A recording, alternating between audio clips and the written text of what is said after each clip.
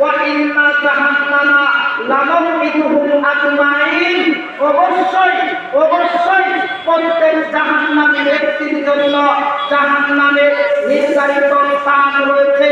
তার মানে দুনিয়াতে সেই ব্যক্তি যে পাপ করবে ওই পাপ অনুপাতে ওই ব্যক্তি ওই জাহান্নামের দরজা দিয়ে ঢুকবে।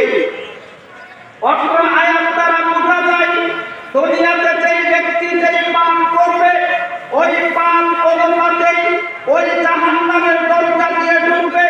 লাহা সামাতু আবওয়াব লিকুল্লি বাবিন মিনহুম রিজকুন মাকসুম। তাহার দরজা হচ্ছে শাস্তি, আর প্রত্যেক দরজার ভিতরে আলাদা আলাদা রুম আছে। তার মানে জাহান্নাম একটি, জাহান্নামের স্তর বা দরজা হচ্ছে শাস্তি। এবার আসেন এই শাস্তি দরজা নিয়ে কয় প্রকারের মানুষ যাবে।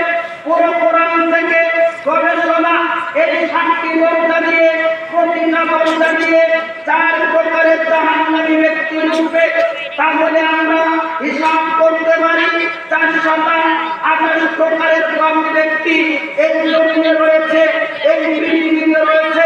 আজকে আমরা আপনাদের মাঝে পরিচয় করিয়ে দিব কে কোন পাপের সাথে থাকার কারণে, কোন ব্যক্তি কোন পাপের সাথে থাকার কারণে কোন জাহান্নামে যাবে।